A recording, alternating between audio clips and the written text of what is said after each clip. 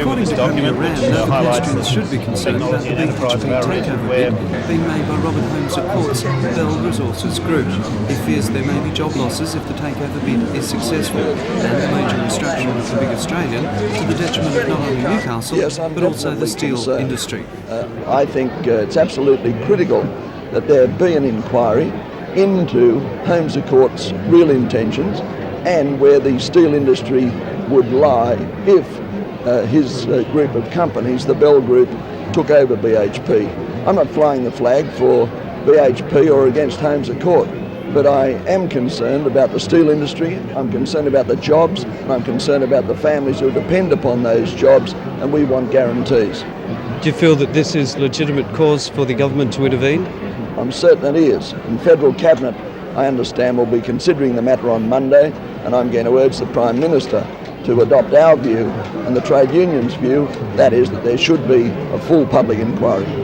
Mr Rand was in Newcastle to officially open the 1986 Newcastle show and had earlier presided over this afternoon's Grand Parade, which began with the display of prize-winning horses and dairy cattle and a few circuits of the showground of the Carlton and United Draft Horse team.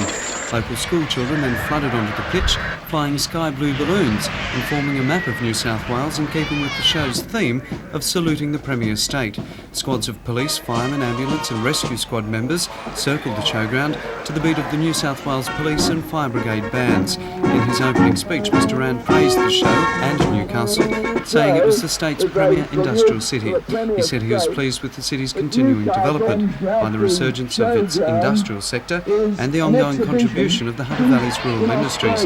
Proclaiming the show open, Mr Rand then encouraged the school children surrounding the dais to do what they've been waiting all afternoon to do, to set their balloons free in a gesture of fun that seems to encompass showtime in Newcastle.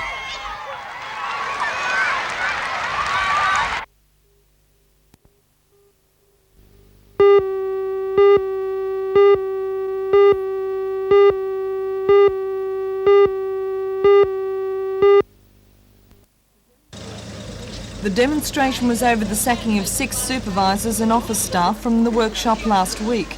The protesters say that without trained supervisors, the safety of the trainees may be in jeopardy.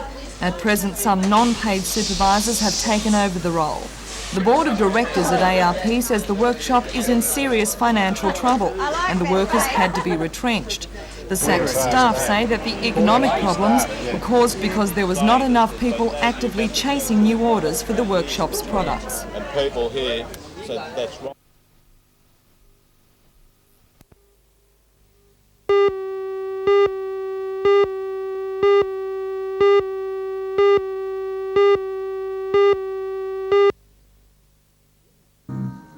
In its direct appeal to rank-and-file unionists, the Coal Association says further wage rises threaten the industry's viability and that miners have already shared in productivity gains through increased bonus payments. The Coal Industry Tribunal is due to begin an inquiry next Tuesday into productivity, and the proprietors are asking that the unions pursue their claims through that arbitration. Following reports that rank-and-file meetings already held in Queensland have threatened further 7-day stoppages, the proprietors applied to have bans clauses inserted in industrial awards. At a hearing into this application this morning, the Coal Industry Tribunal said his proposed productivity inquiry, due to begin next week, must proceed untrammelled by industrial action or the threat of it. A spokesman for the unions said later that the very application by proprietors had encouraged the likelihood of stoppages. The spokesman said the tribunal's decision to delay considering the bans clause application until at least next week had ensured that no prolonged strike will be held before then. This, however, has no effect on Thursday's stoppage in the north, which will go ahead as planned.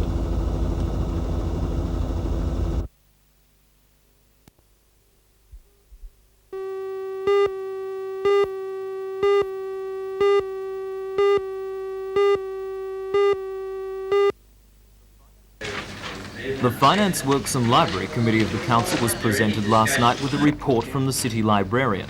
The report outlines the reasons for the closure of the Redhead Library last December as part of an overall library rationalisation program in the city. The city librarian writes that the usage at the Redhead branch has fallen by 21% in the last 10 years, even though the population of the suburb has increased by 18%. The report recommends the council provide a bookmobile stop in the suburb to appease residents and examine the feasibility of using the building for other community purposes. A mayoral minute from Alderman Pasterfield echoed the recommendations of the report and called for a working party to be set up to decide the building's future. The committee voted in favour of the minute and its recommendations will go to a full meeting of council next week.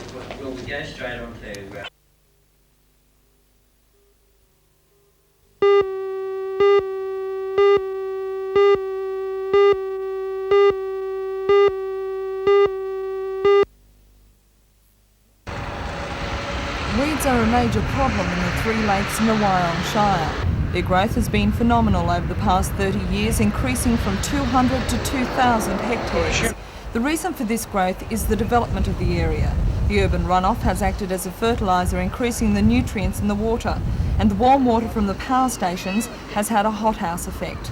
The Wyong Shire Council has decided to tackle this problem head-on. It's engaged in a restoration program, which involves the development of this weed harvester. But why is it so important to get rid of the weed? Well, I think it's a beautiful area, and it's been progressively spoiled. I think it's a reason why a lot of people come to live here. And we've done progressive or other reports on them, and nothing really seems to have come out of it. I think this council has seen the opportunity to do something positive, and we've taken a positive step. We set up a Tuggerah Lakes Restoration and Protection Committee. We appointed John Bell as a advisor, and he's taken the steps of setting up this particular weed harvesting machine. It was designed in the Wyong Shire workshops, and we feel it's really going to make the difference of cleaning up the lakes. The weed harvester is the only one of its type in the world. It moves along the bottom using spokes driven by a submersible hydraulic motor. The $90,000 machine is a giant vacuum cleaner, sucking the weeds out and pumping them on shore, where they are easily picked up and disposed of. The council is negotiating to recoup some of the money spent on this project by selling the weed as fertiliser. That's it.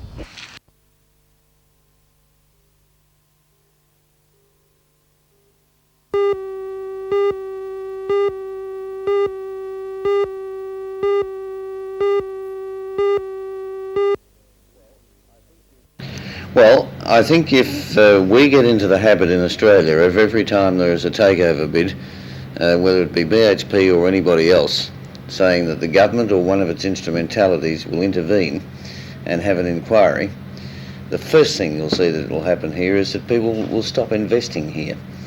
And that's something we as the government have a responsibility to avoid. I mean, it'd be very nice to have an inquiry into all these things because we all want to know what's going on. But if you start down that road, you'll finish up with people saying, well, these people down there in Australia are just no good to us. And that's what we've got to avoid.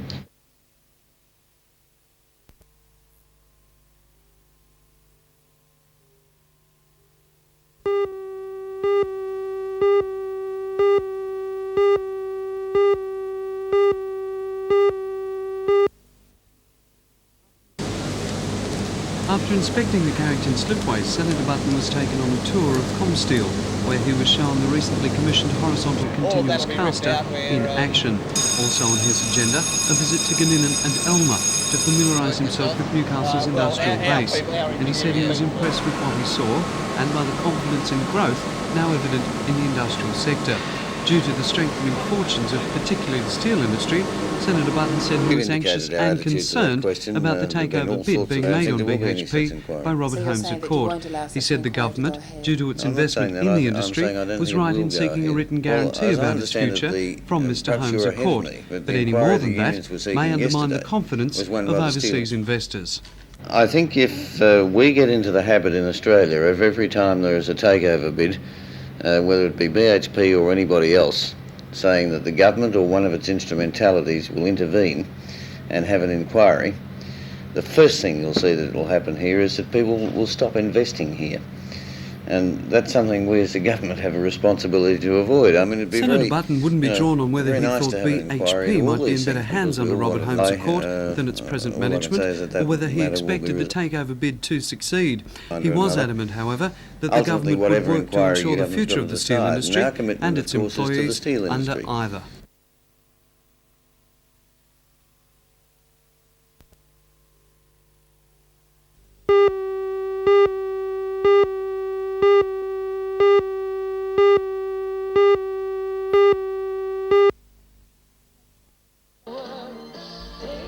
They swam, they danced, and they seemed to have found a safer way to have fun with parachutes.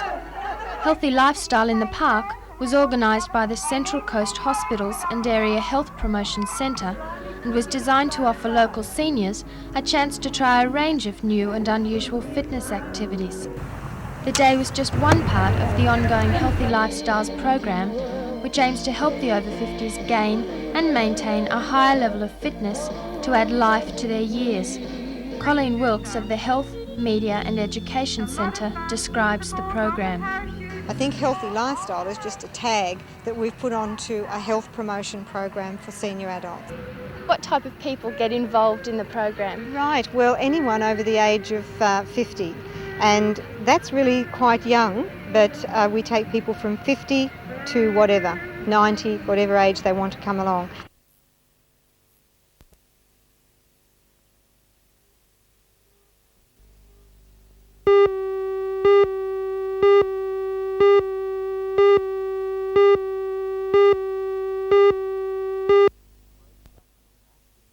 Craig Chapman and Ashley Malcolm are two of the most talented cyclists Newcastle has produced in the last decade.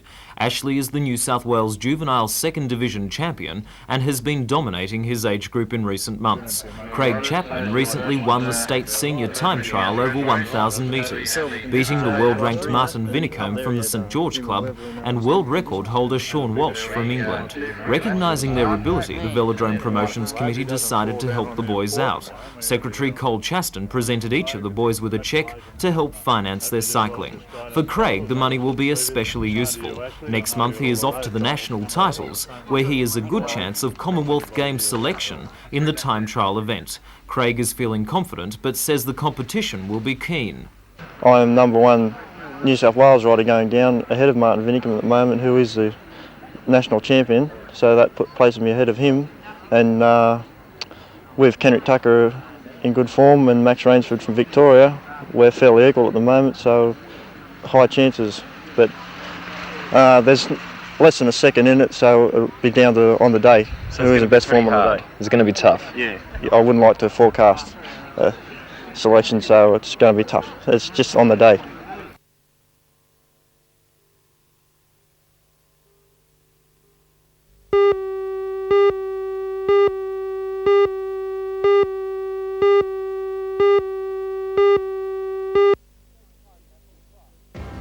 I'm Matthew Clark. Local police are calling on Police Minister George Paciullo to attend to what they say is a serious shortage in the number of police in this area. According to the Police Association, they're more than 30 men down on the authorised figure, and they're now considering serious action. Join Ray Deneen and Anna Manzoni for all the news tonight at 6.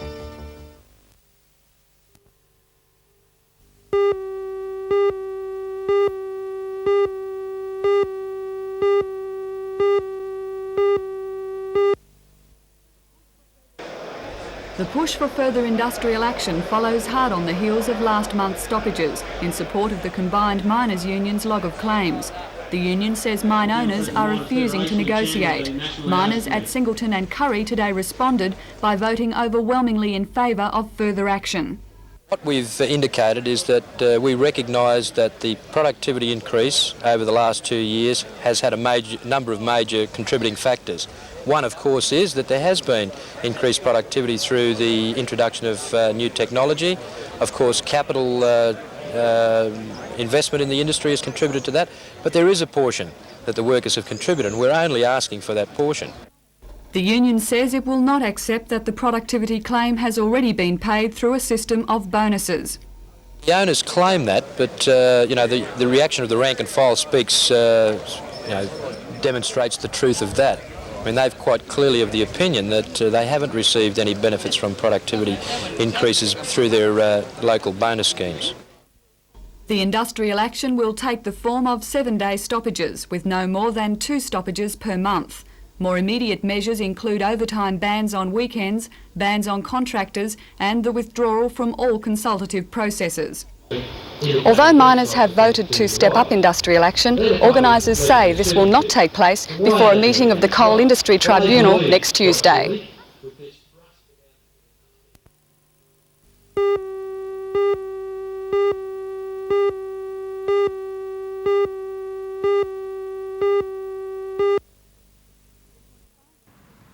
The 0.5-hectare commercial site beside the Gowrie Street shopping mall was to be sold to Pennant Holdings Proprietary Limited. That company asked council to rescind the planned sale on the terms that Pennant Holdings forfeit a $38,000 deposit and pay $25,000 for site restoration and landscaping. The decision was made after plans to expand the Woolworths Variety store in the mall complex were cancelled. Shire President John Flannery says the decision does not reflect a lack of confidence in Singleton's economy. I think the answer is that it's generally trading conditions throughout the Hunter Valley and Australia are affecting Singleton, and it's not just Singleton, it's elsewhere, so we're confident that it'll come back better and bigger than ever in a few years' time. And this particular site? This site's a valuable site. It's in the middle of our central business district, and we're confident that while this sale has fallen through, we'll eventually market that as a major commercial site right in the heart of the Singleton business area.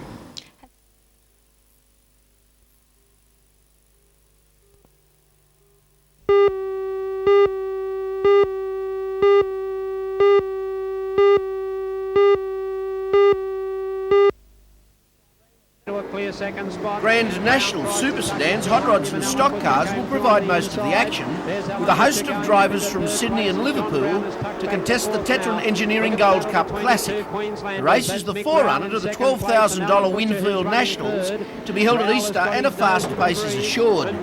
The big interest, however, will be in the 50-car Demolition Derby. Some of those cars went on parade last Saturday, and look at them. The huge field will be let loose with total destruction the order of the day, until there's only one car left, or is that standing? The sole survivor of the giant crash-up derby will receive $1,000 in prize money. Meanwhile, the Cameron Park Raceway roars into action on Sunday with the second round of the King of the Hunter Motorcycle Series. With New South Wales Speedway champion Stephen Davies overseas, one could possibly expect multiple champion Chris Watson to have it easy. Far from it. The 83 Australian champion Kevin Horton has changed to Honda and changed his luck. He is the flyer of the moment. Paul Kaslik and Todd Wiltshire are also well in the running, with the track in its present condition. But Watson, who's off shortly overseas himself to ride long track events on the continent, is so versatile that he is still the man to beat. It's the annual charity meeting organised by the Newcastle Central Lions and Wallsend Motorcycle Clubs, and will see action from 71 events, including the best in sidecars. You'll come around the big corner to get the checker flag and take out the...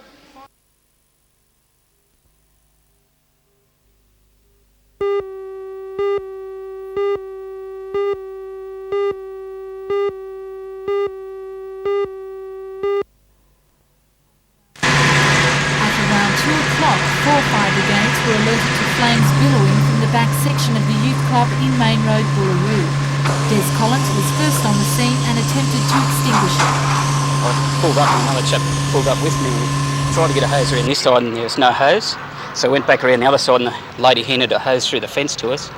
And we just opened, that door opened for us around the other side there. And we just went in and it was straight across the other side. It was burning well into the wall, and it was starting to go up into the ceiling, and we tried to control both, but we just didn't have enough pressure in the hose to control the ceiling part as well. We got to the wall. At this stage, it's believed that the fire was caused by an electrical problem. The youth club has just undergone renovations. The roof and wall of the main hall were destroyed by the flames. Meanwhile, in Cessnock, 2 fires caused damage to 3 shops in Vincent Street. Firemen say the first blaze started at about 2 o'clock this morning and had been extinguished before another call came at around 7:30. When the brigade arrived, the building was well alight. Firemen say that the second fire started at the rear of the building. and gutted the beautician shop and the bridal wear shop next door, as well as the offices upstairs. It's believed that both fires were deliberately started.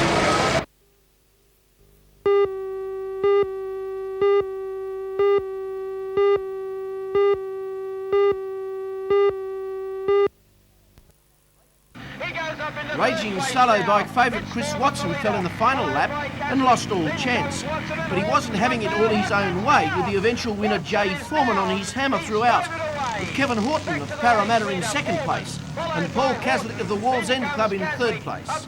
Another local, Todd Wiltshire, was next home.